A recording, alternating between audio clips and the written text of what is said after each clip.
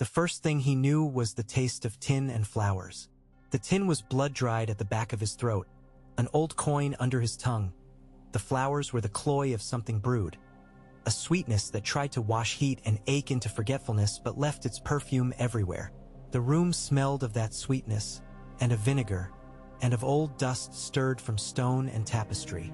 He lay in it like a bear trapped in a hunter's pit, blinking at a ceiling he half recognized, seeing the ribs of the vault and a faded hunting scene, stags in thread, men with spears forever caught at the same glittered stitch, when his eyes would hold still enough to make sense.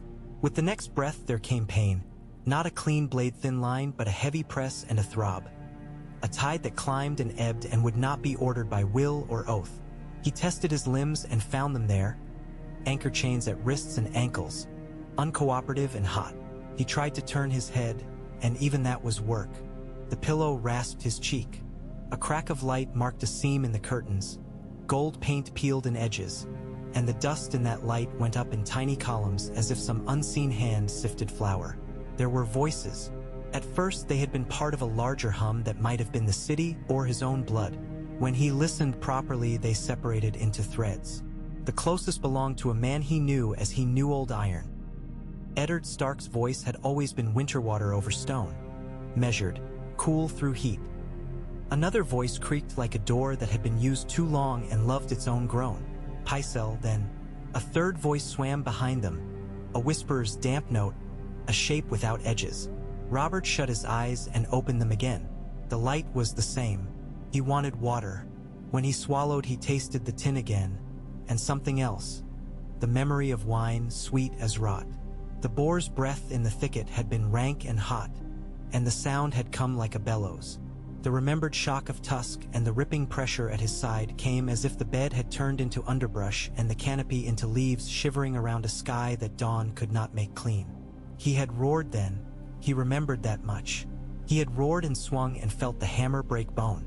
He had laughed too, he thought. He could not recall whether he had laughed at the boar or at himself. Milk of the poppy lay in him. He pushed it back with stubbornness. He had always been large enough to carry more wine than any man around him. Why should a few droplets of white sap lay him low? Pride reared and then flinched from pain. He blinked again and made the thread of light a wedge to pry his mind open. Eddard said something about fever breaking, and Pycelle's creak answered with a cascade of lore. Robert moved his tongue to make it clear he was present in his own skull, and when he spoke his voice came out like a cart's wheel on ruts. Water. The curtains stirred. A shadow moved into the seam of light, widened it, and the room became a shape of its own accord. There were the carved stags at the bedposts. His, he remembered, a wedding gift brought out of storage more than once. He could see where the wood had a nick at the left foreleg, a tiny triangle of paler grain. There was the great chest with the bronze bands. There was Ned's face, narrow and pale as old ash. And there were the lines around his eyes that had been carved there long before they had become men of title. Ned held the cup, and Robert was child enough to want it more because it was Ned's hand and not the old quack's. He lifted his head to drink, and the wound pulled, and his breath hissed. Ned steadied the cup in his arm, and the water went into him like something from a mountain spring. It ran over his tongue where it felt almost cold enough to hurt, and it made the sweetness retreat from the edges as a tide recedes from a rock and leaves it clean. More, Robert said, and took it, and then lay back and stared at the bed hangings as if they belonged to another man's life. Eddard's hand hovered and withdrew the way a man removes his palm from a dog that might bite. The hand had scars on the back he remembered. One from the last year the snows had come early to the neck and the boys had thought they could cut their own ice in the stream and fallen in. The memory had no place here, and yet it came, with the smell of wet wool and a lenience in Ned's voice that boyhood had taught away. "Your Grace," Ned said. He had never been easy with the word. "You are awake." "I am." Robert flexed the hand nearest him. It felt like a gauntlet that had been left to dry on the rack with someone else's sweat in it. "How long?" "2 days in and out," said Pycelle from somewhere by the bed's foot, and the creak came largely now, grateful to be noticed. "The wounds you took were grave but not mortal, as the gods be praised. The boar's tusk opened you here and here, He gestured in the air and made a map of injury. We stitched and the milk eased the pain.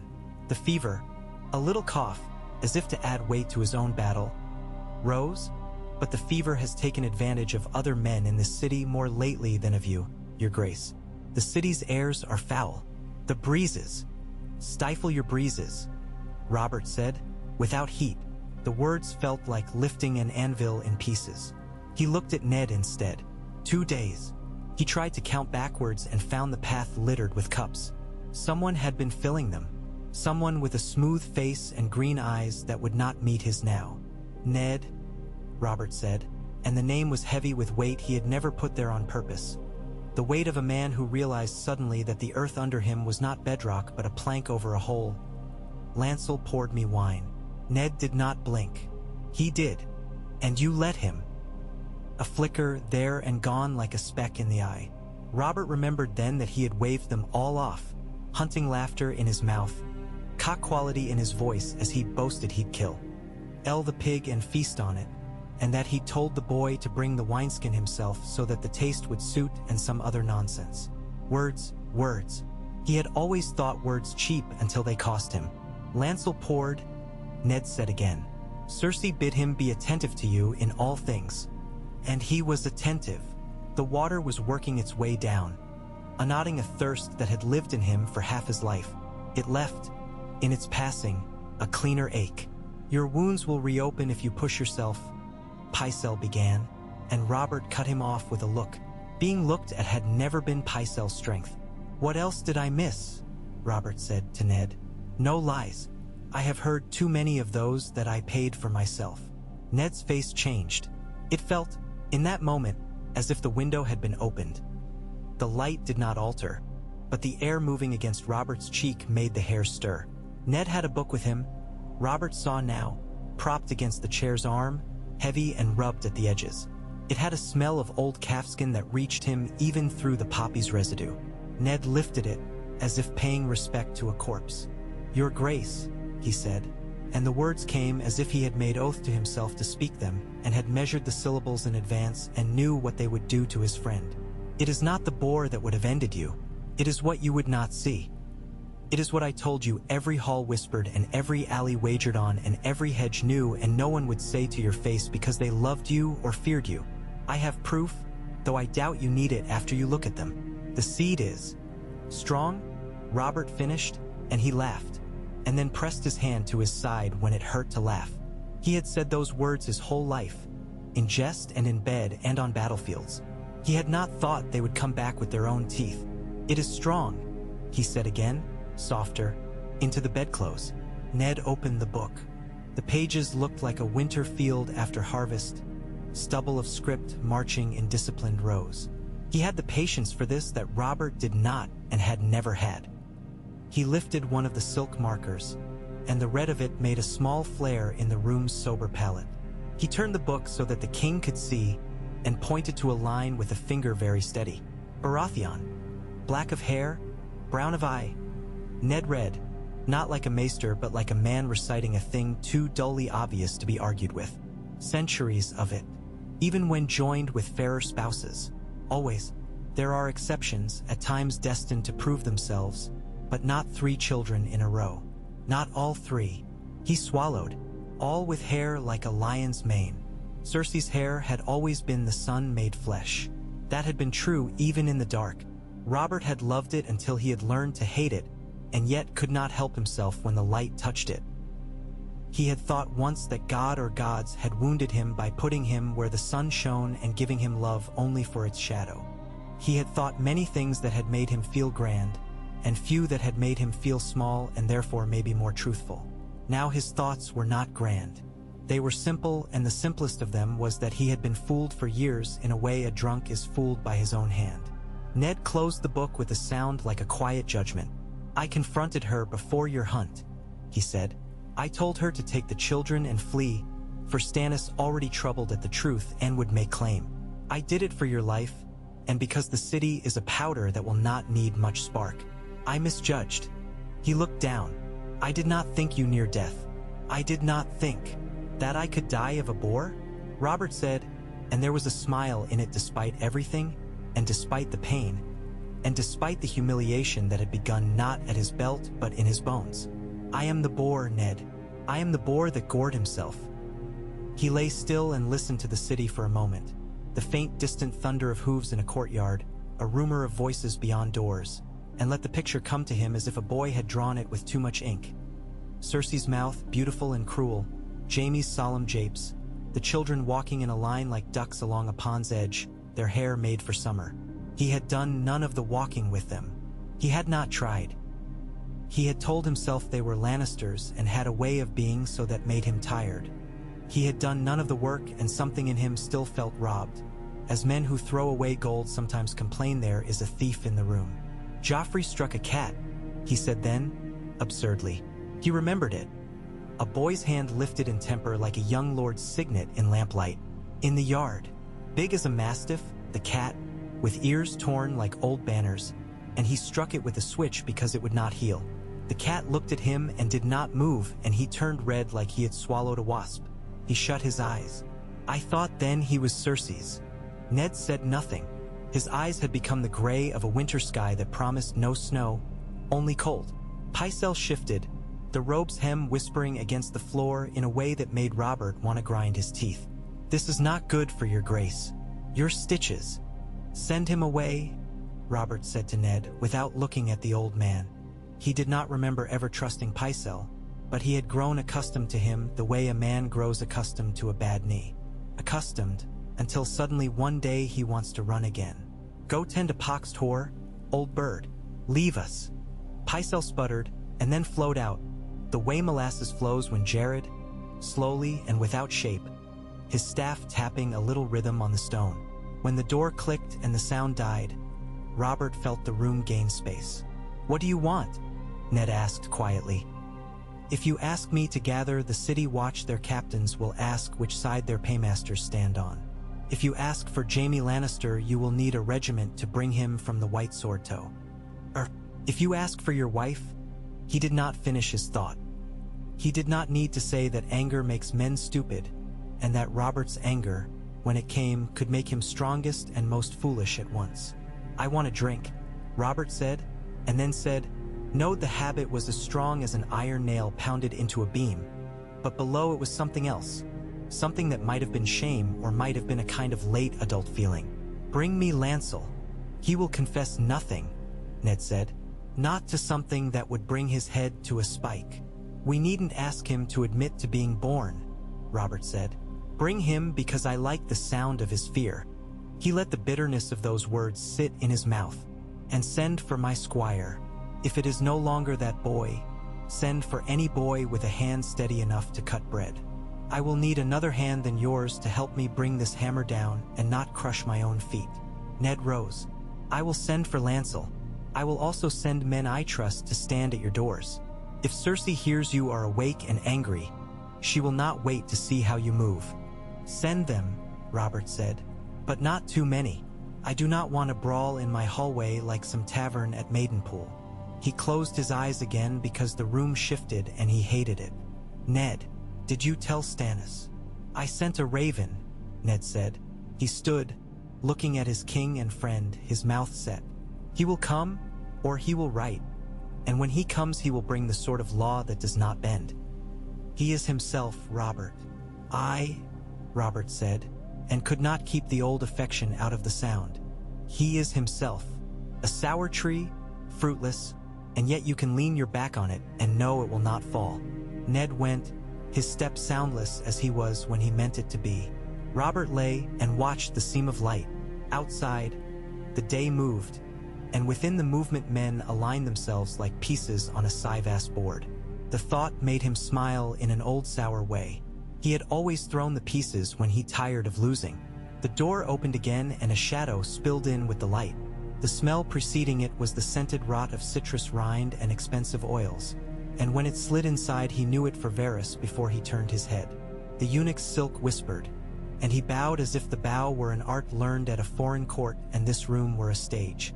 "Your Grace," Varys said, and his voice was that damp shape again, soft as if wrapped in wool. "The city breathes easier to know that you do as well." Robert considered the man like a puzzle with missing pieces.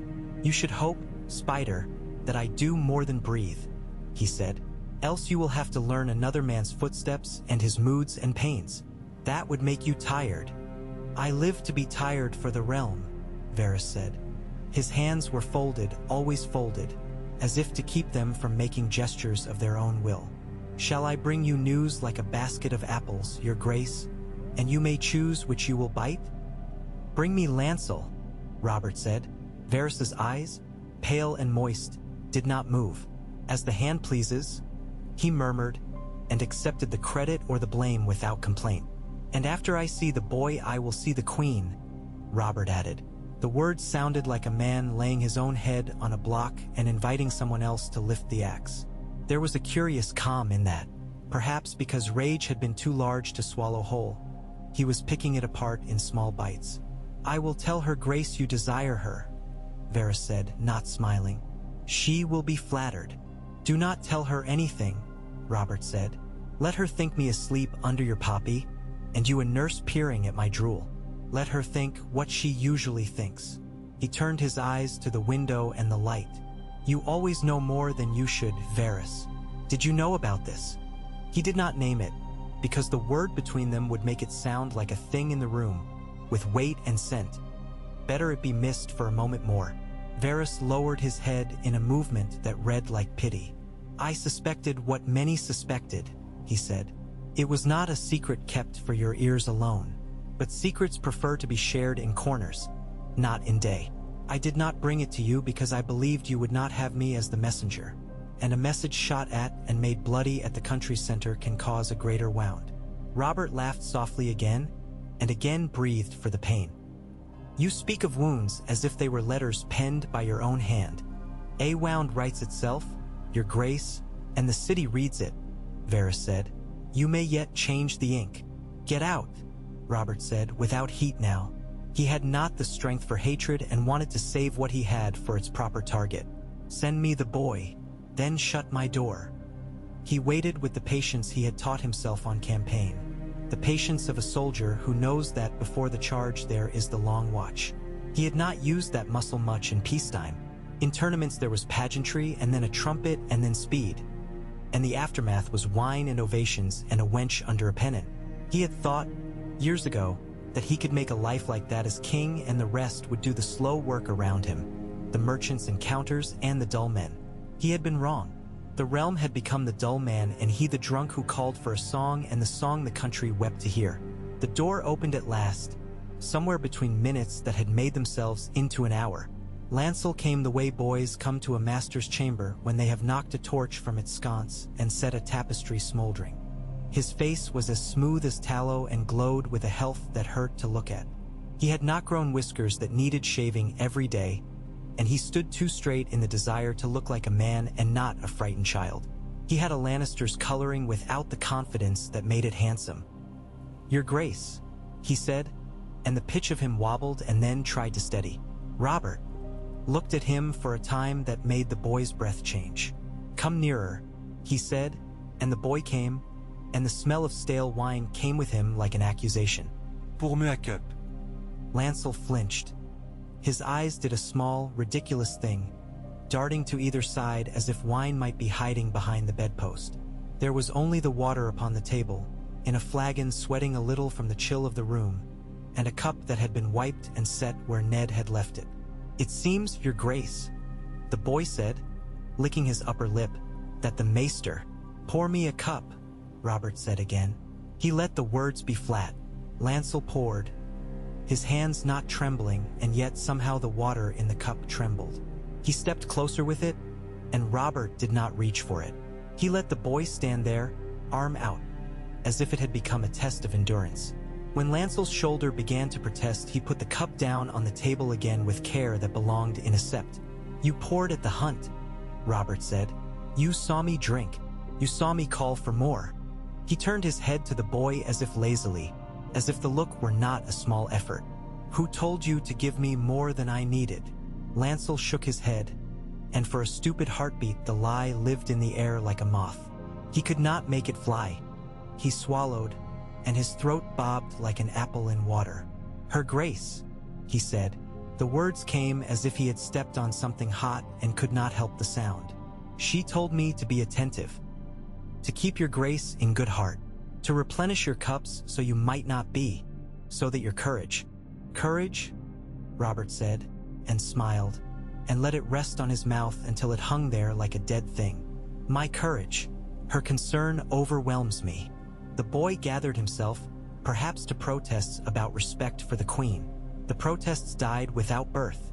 Lancel's eyes fell to the bedclothes, stayed there, rose again and fell a second time. "What do you want to live for?" Robert asked him, and the question came without rancor.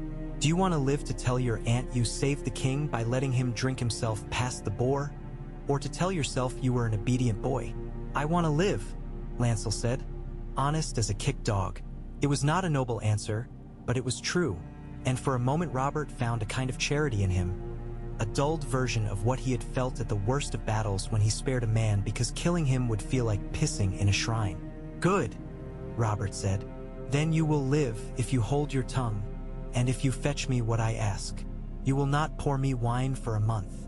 Not a drop, boy, not if I howl for it. You will pour me water until the taste of it turns my belly, and then you will pour me more. If I ask for wine, you will take water," Lancel whispered, as if someone had tasked him with learning a line for a mummer's play. Robert waved him away. "Go," he said. "Tell your aunt I snore." Lancel fled without making it look like flight, which is to say he did not run, but he did not walk either. He dissolved through the crack with all the grace fear allows a youth. The water in the cup had stilled. Robert reached for it and felt his side, like a creature sharing the bed, rear and whisper its complaint. He drank, and the water was not cold now. It was ordinary and honest in his mouth. He set the cup down and lay back and let his breath go in and out for a time. He saw her before she came because the room changed its shape to outline the place where she would stand. The air moved in a different way, as if aware of a storm entering. And then the door opened and there was Cersei Lannister, golden as if the sun had followed her into stone.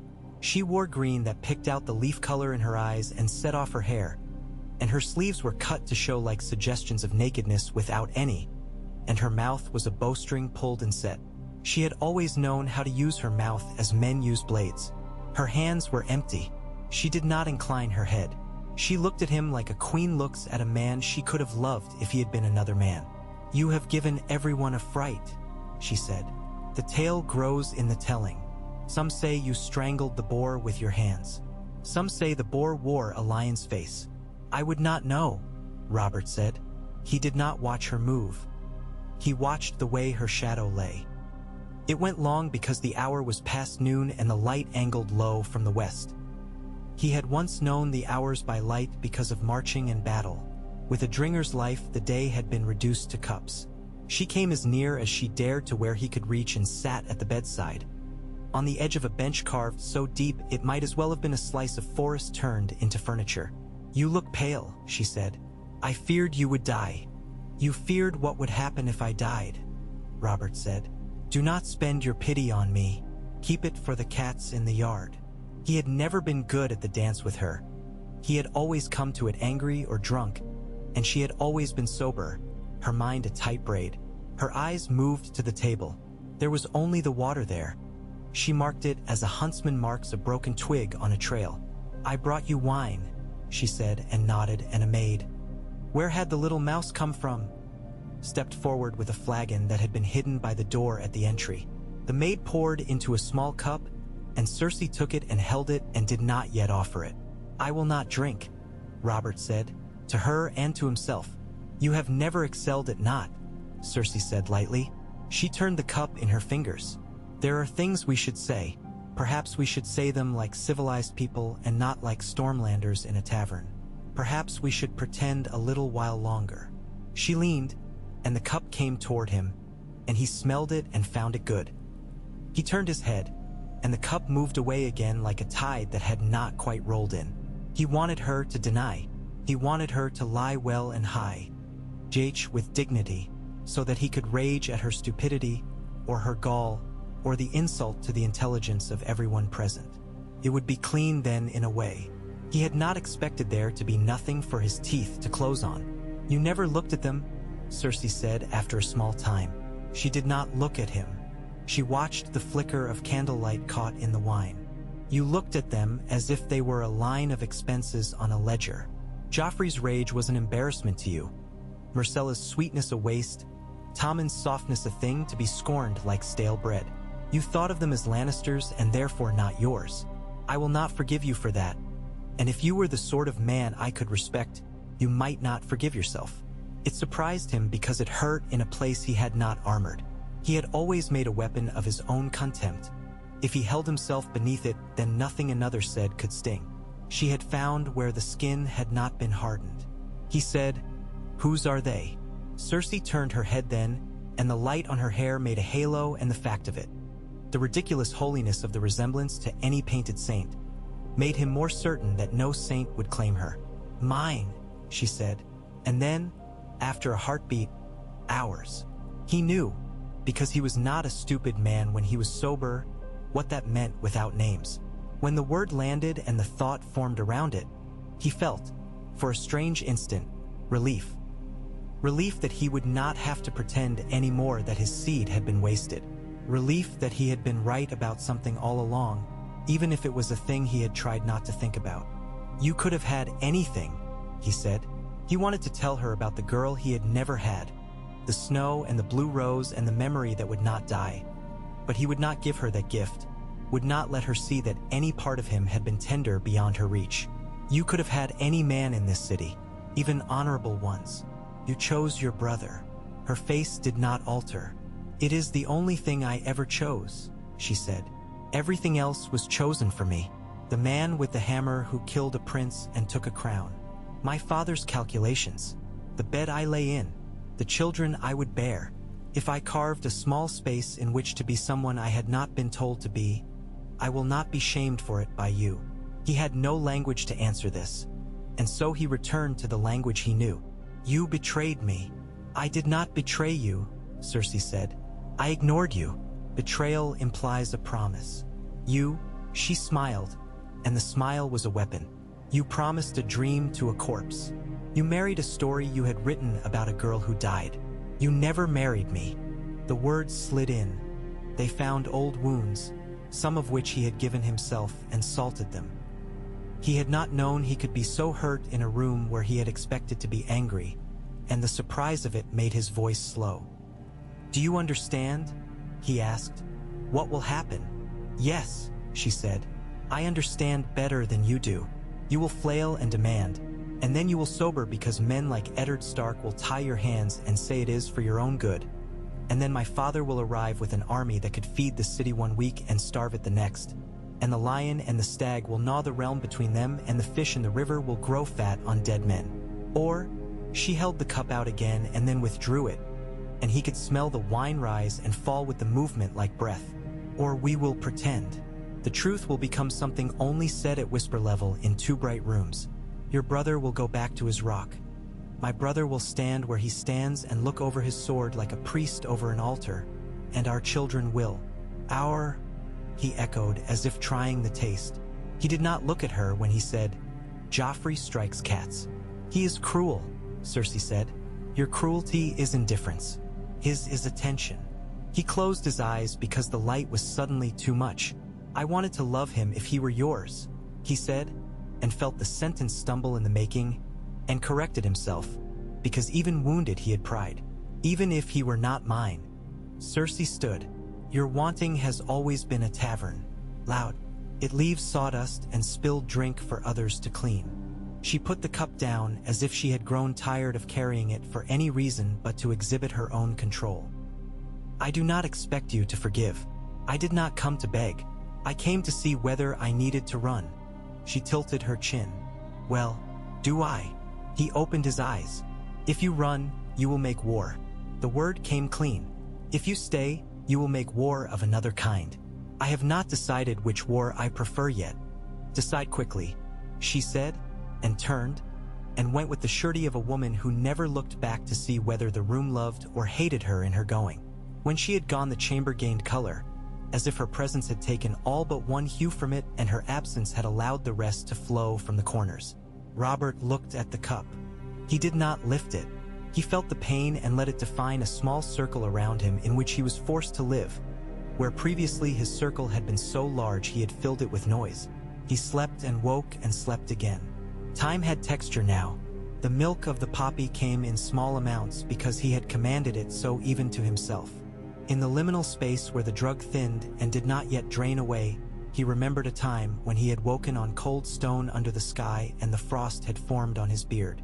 He remembered how beautiful the sky had been, green with the first thread of dawn, and how his breath had made its own ghosts. In one of those half-wakings, Ned was there with a tray that held broth and bread and a knife. Ned cut the bread for him, and the knife made careful sounds against the plate. The broth was the color of wheat water and smelled of chicken and onion and something else.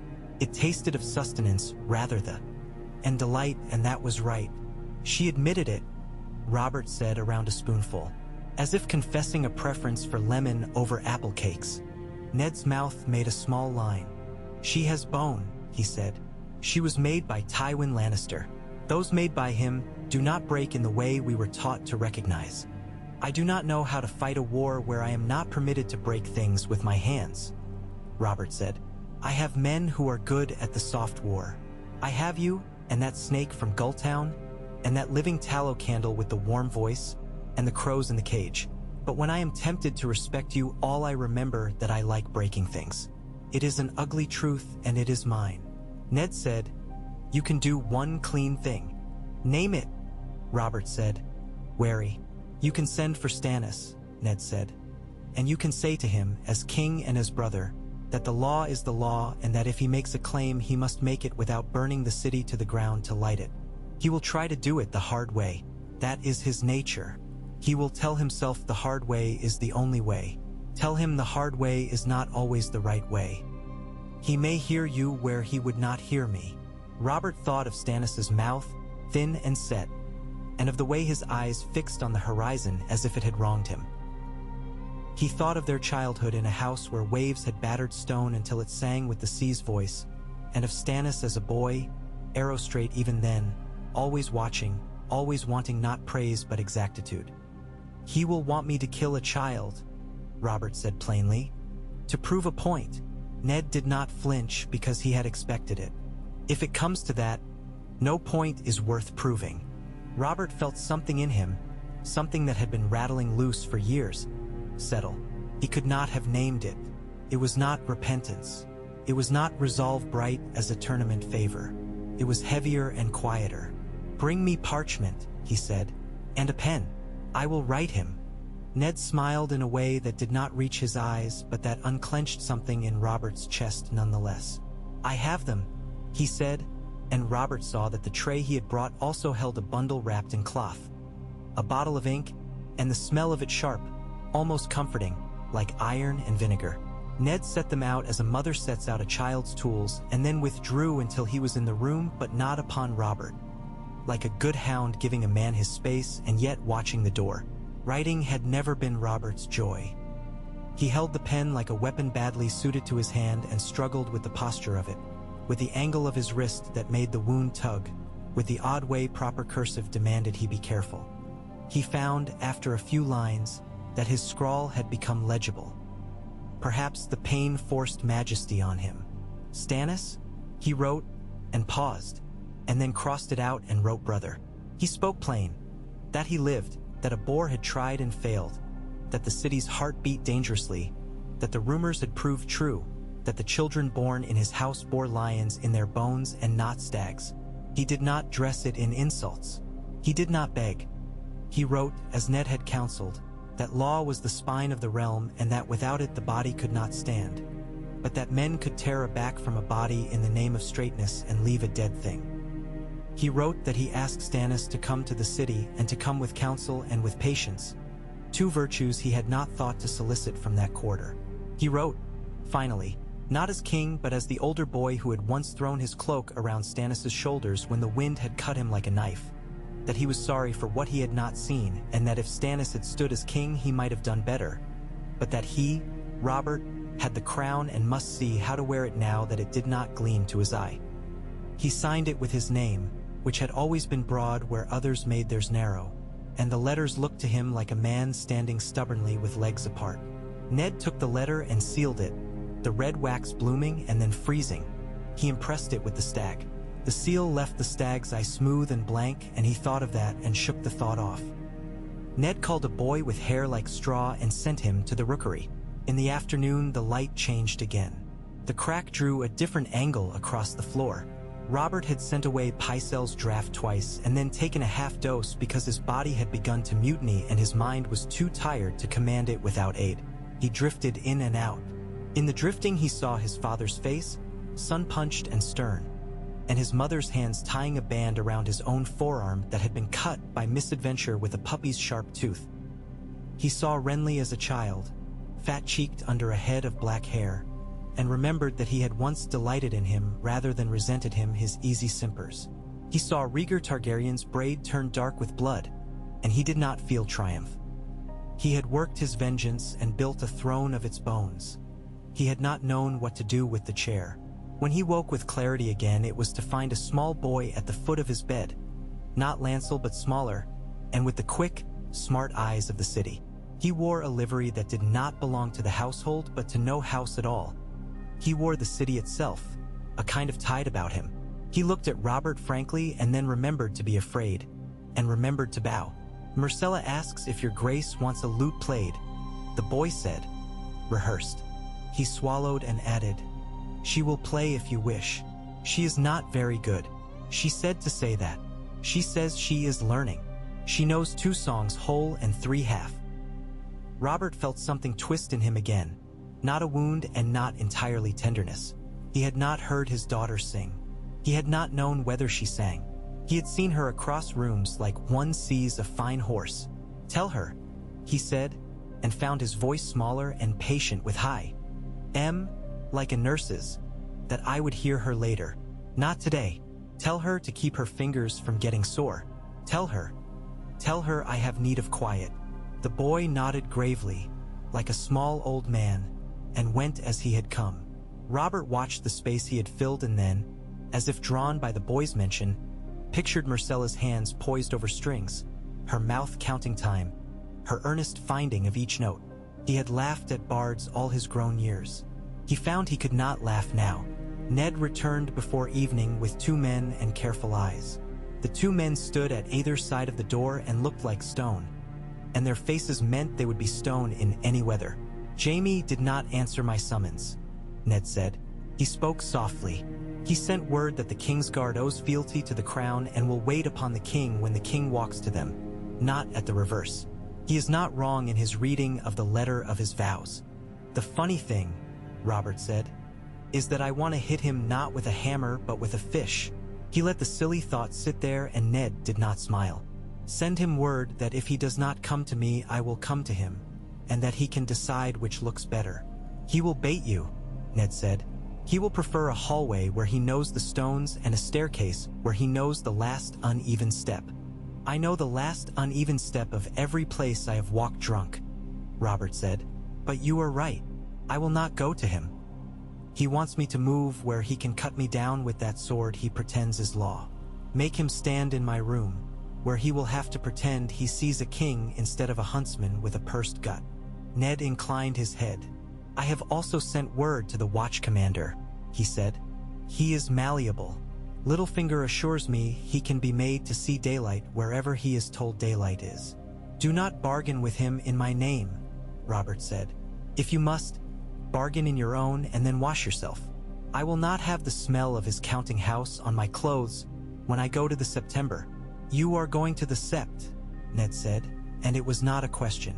He knew the shape of Robert's stubbornness. "I am," Robert said. "I will go tomorrow. I will not ask the gods for anything. I will merely sit where they might see me, and if they choose to do so, I will not hide." He did not know why he wanted it. The desire was in him like thirst again. Perhaps it was because the room felt full of play acting, of spidery courtesies and pious quacks and beautiful enemies and loyal friends that stood like bulwarks and bled with him. He wanted to be in a place where none of that fit, even if the gods did not bother to look. Evening came with its particular noises. The city changed key, as if a musician had nodded to his fellows and they had gone from one song to another without pause. The smells altered, fewer of leather and horse, more of fish and smoke and stew. Robert lay and listened. He did not drink. He let the ache burn low and steady and became familiar with it. He kissed it with his mind, the way a man kisses a scar and makes acquaintance of it. Joffrey came unannounced. He came as if he had right to every door, and perhaps he did. Perhaps that was part of the problem.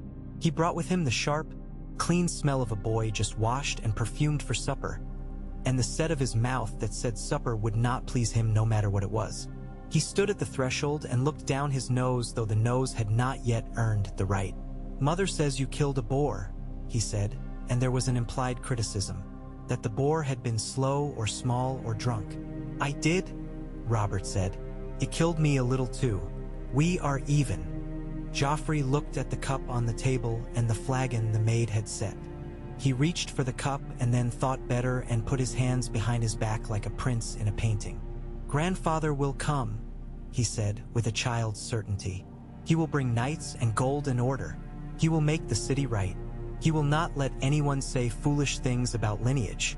Robert studied him. There were parts of him one might love, if one had patience. The way he had grown into his body, the awkwardness at wrist and ankle that said a man would be made of him one day. Not a good man necessarily, but a man. The way he could not quite keep his eyes from flitting toward the door, as if an audience were needed for his lines to sound good in his head. The way he did not like seeing his father in bed, small, wounded. Robert did not like it either. "You will learn to look at people and not through them," Robert said. "If you are lucky and someone breaks your nose." Joffrey flushed. "I will not be struck in the face," he said. "Men will not dare. Then you will never learn what you look like," Robert said, and the boy blinked, as if a gnat had flown near his eye. "Leave me. Bring me your brother instead, or your sister. Bring me someone who knows how to stand in a room without making a bell noise." Joffrey went without bowing. He had small healable humiliations in his future, or he had great unhealable ones. Robert lay and let the thought pass like weather. Tommen came, after, because the servants brought him as if they carried a cushion, and he came willingly as a puppy follows any hand that calls it. He brought with him the smell of pastry and cream and a sticky finger he wiped on his tunic with an apology that sounded sincere. He climbed onto the bench without asking and sat with care. He looked at the king and his face made an O of sympathy. "Does it hurt?" he asked, grave. "A bit," Robert said. "Not so much as I deserve." "Did you kill the boar?" Tommen asked. "I did," Robert said. "That is good," Tommen said. He thought about it and said, "Only I like boars. They are like dogs but angrier. I do not like angry dogs either, but I think they should not die, except if they will kill people. Then it is good they die." "Sound law," Robert said softly. "If they will kill people, it is good they die." Tommen looked at the lute in the corner. The maid must have forgotten she had brought it, and then at the king. "My sister plays," he offered. "Mother says I have a good singing voice. I do not like to sing when people are watching." "I know how that feels," Robert said. "You should sing when no one is watching until you are no longer afraid." "I am afraid of a lot," Tommen said, as if it were confession and he had reason to trust the body he confessed to. "I am afraid of the cat with the torn ear. He looks at me like he knows something." "He does," Robert said. "He knows what it is to be struck and not strike back. That is the most dangerous knowledge in the world." Tommen nodded and then, because he was still a child, yawned with a terrible open honesty that made Robert want to put a hand on his head and feel the shape of his skull as if it had been his son's. He did not put his hand out. He said, "Go back to your bed, boy. Do not let them tell you stories that make you see bad dreams. Tell them you want one about a ship. Those are best." "I like ships," Tommen said. He slid down. He drew himself up and made an attempt at a bow that looked more like a curtsy. He blushed and went. When the room was empty again, darkness had gathered and the small candles had been replaced by larger ones that smoked in the still air. The crack of light was no longer gold. It was a cold ribbon where the dusk had given way to night's blue and the torches in the hall pricked the edge. Robert lay and thought and did not drink and let the pain decide how much thought he could afford. He dreamt only once that night, that he was back in the yard at Storm's End, kneeling to lace a boot, and that when he looked up he saw a girl coming across the stones with frost in her hair and her mouth smiling, and that he stood and his hand reached toward her, and then an old woman's hand, gnarled, came down between them and said, "No." He woke with his hand lifted and the wound angry, and he laughed softly in the dark at the indignity of being corrected by a dream's grandmother. Near dawn, when the air took on its particular nothing smell that is not night and not day and carries the promise of bread baking in other people's kitchens, a bell tolled low away somewhere. A ship on the river answered with a melancholy question that had no words. Robert lay and made one decision, that he would go to the sept with only 2 men and Ned and no gold cloaks beyond what the streets required, that he would let people see him walk, that he would do one thing that did not look like a war. He rose when the light was sharp enough for lines on the wall. Rising was an act. He did it with the aid of a squire whose name he did not bother to remember but whose hand was steady and whose eyes did not wander. He dressed in dark, the better to hide the inconvenience of blood if the stitches pulled. The doublet smelled of cedar from the chest, and of the faint linger of smoke that clung to King's Landing like a ghost. He told them no cloak. He did not want to be splendid. He wanted to be himself. He strapped on no sword. He did not want to be anyone else. The corridors felt cooler than his room. The stones had lost the day's heat and now lay like old bones underfoot. The 2 men Ned had placed at his door fell in as they were meant to, became shadow. Ned joined him at the head of the stairs, already wearing his hand's badge, which always looked to Robert like a small insult no matter who wore it. Ned's face had a look that men get when they go to the graves of their fathers. An expression that is half pride and half resignation, and beyond that something like fear, and beyond that something like relief. "You should let the litter carry you," Ned said, making one last attempt at sense. "I will be seen," Robert said.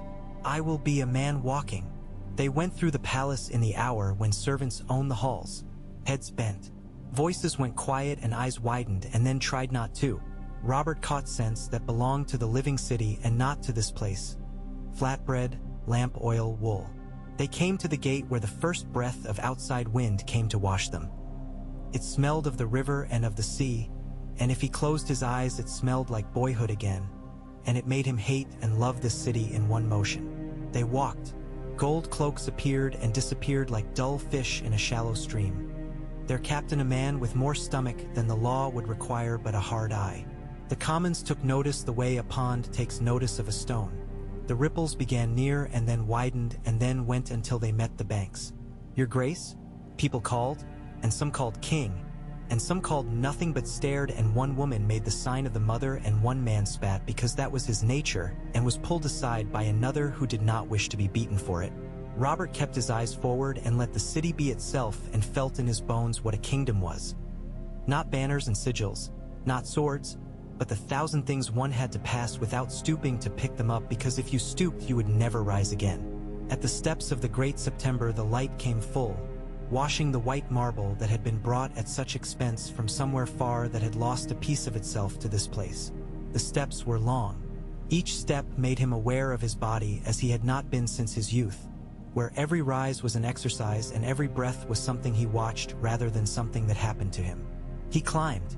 People were at either side, murmuring, making their private bargains with heaven as a king made his with men.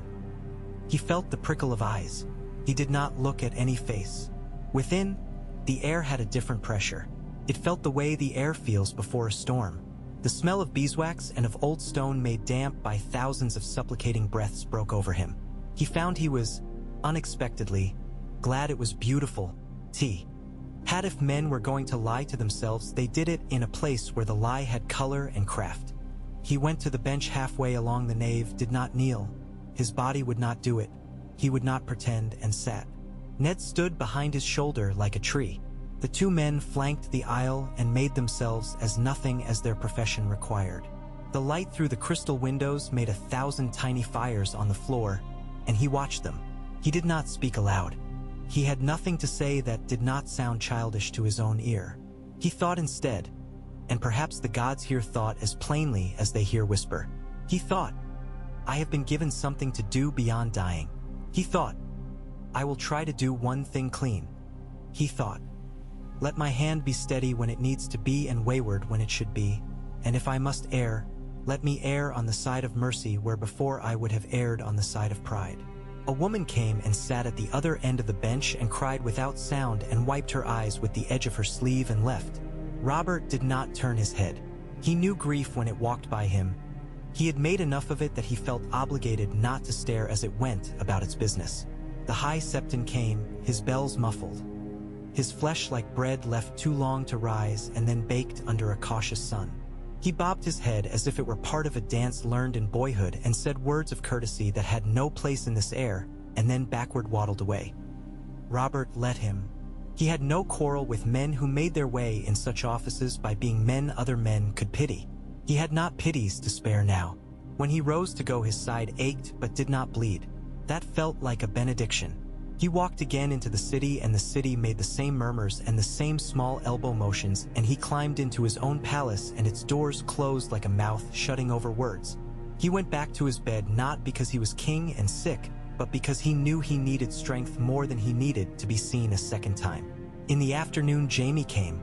He came in white, as his office required, and the white made him look more like a weapon than a man. He wore the smugness of one who has been told his whole life that he is pretty and dangerous and has discovered both to be true and tiresome. The sword at his hip had a name, though Robert did not need to know it to hate the idea that a sword should have a name when men did not. Your Grace, Jaime said, and did not bow too deeply. He had learned long ago how to make compliance feel like insolence. You would not come when I sent for you, Robert said. I expected you to stand at my door with your hand on your hilt like a boy's hand on a man's cod and demand I come to your tower like a penitent. I am here now, Jaime said. I have sworn to guard you. You have sworn to guard whomever wears the crown, Robert said. You swore it to my predecessor when you stood at his back and watched him burn people. How does it feel to swear to different men and remain always yourself? Jaime's eyes flickered for the first time. He had not expected to be struck there. He recovered with a little shrug that looked like dancing. Crowns change heads, he said. The sword remains a sword. You are not a sword, Robert said, and felt a kind of contempt that was clean. You are a man who hides in a sword because you have not the wit to be naked. Jaime smiled the way men smile when they have decided not to hear an insult because the insult grazes a place they will not show. The Queen asks after your Grace's health, he said. He did not say which queen. He did not have to. My health is as you see it, Robert said. If I chose to hold you to account for betting your sister, what line of your oath would you quote to me first? The part that says you serve the king or the part that says you serve honor as you define it? Jaime's mouth thinned by the smallest degree. You would accuse. You would do it here, where I am alone and you in your bed. I would accuse you in a brothel at noon, Robert said, impatient suddenly with his own fatigue. I would accuse you in a latrine. I would accuse you at the bottom of a well. I would accuse you anywhere. I would accuse you because I have eyes and because I have been a fool and briefly I am not. Jaime's hand fell to his hilt, not to draw, to remind himself it was there. If I draw, he said, perhaps to himself, the city burns. If you draw, Robert said, you will never see Casterly Rock again. Not because I will kill you. I might. He smiled and let the old braggart's tune sound for a moment. Even in this bed I might manage it. For I have been told of men who died of laughter, and your death would be like that. But because if you draw, Tywin will be made of stone truly, and not merely in men's mouths. And when a man is stone, he cannot be father. Jaime breathed in through his nose and out again. A man cooling a horse. What will you do? He demanded at last. And there was something of the boy in him. The boy who had beaten other boys in the yard and had not learned how to lose gracefully. I do not know, Robert said, and the truth of it tasted both humiliating and honest. But I will not do it drunk. That is new. For once I will not make a thing because I could not be bothered to unmake it. He shifted his hand on the bedclothes. Go back to your tower. The next time I send for you, if you do not come, I will come to you with my hand on a hammer. and you will decide whether your oath asks you to stand or kneel, and you will take the weight of that decision for the rest of your life." Jaime held his gaze and then bowed, as low as he had at any time in his life. And in that bow there was not respect but acknowledgement that, for the moment, he had been beat at a game he did not like to play. He turned and left, and the white of him was like a flag. Robert lay and let a small leaf of satisfaction turn over in his chest and fall. In the days that followed, days that left a taste like brass and ash when he counted them, ravens crossed the sky. Word came from Dragonstone in Stannis' sharp square writing. He would come. Word came from Casterly Rock in a hand that was not Tywin's and was therefore Tyrion's. A jest that cut and a promise of attendance dressed as a joke. Word came from the Reach. A basket of pears and sweetness that hid seed and hardcore. The city carried itself with the brittle energy of a woman in labor who refuses to cry out. Men sharpened knives in courtyards and told themselves they were paring their nails. Robert walked each afternoon down the passage with its cracked tiles and stood in the gardens where orange trees tried and failed and lemons tried and succeeded and watched the bees. He drank water, and once, when he forgot himself, he lifted a goblet of wine and smelled it until his mouth filled with saliva and then set it down and closed his eyes and breathed until the want passed like a fever. He spoke with Ned each day and they made plans that looked like maps of rivers, and each map had a place that said, "Here be dragons." Tywin's road, Stannis' certainty, Cersei's will, his own weakness. At night he slept less, and in the spaces between sleeping he let the past come like a procession of beggars and did not kick them. In the morning he put on a doublet he had not worn in years, one that fit looser than it ought though he was still a large man, and stood before a glass that had seen kings before him and saw himself and did not flinch. He sent for Myrcella and, when she came, he asked her to play. She did, fingers carefully walking, eyes glancing up to see if she pleased, and he sat and listened and thought, "This is what I owe you, at the very least, this listening in silence." He sent Tommen a spear with a blunted tip and a tutor who knew how to make a boy unafraid of falling. He sent Joffrey nothing. He did not know what to give a boy who would not receive it. He thought perhaps he would give him a broken nose and laughed aloud and then did not laugh because the thought did not feel like a jest when he held it up to the light. When Stannis came, the air in the city changed as if a storm had made land. Robert felt it even in his bones and his wound. The brothers met in a room without tapestries, because Stannis had stripped them and sent them to be beaten of dust. They stood like two stones from the same quarry cut at different angles. Stannis' face looked as if it had been made with a blade, not a sculptor's chisel. His eyes were feverless and unkind and startlingly faithful. He bowed the bow a brother makes, which is to say he nodded and did not spill over with anything he could not name. "Brother," he said. "Brother," Robert said. "You live," Stannis said. "I do," Robert said. "I intend to. Then we have work," Stannis said. And for the first time in days, something in Robert rose that was not anger, not shame, not anything like self.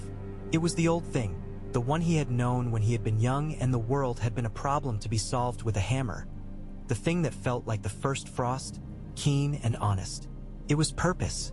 "Good," Robert said. "Then we will do it." He did not say what it was.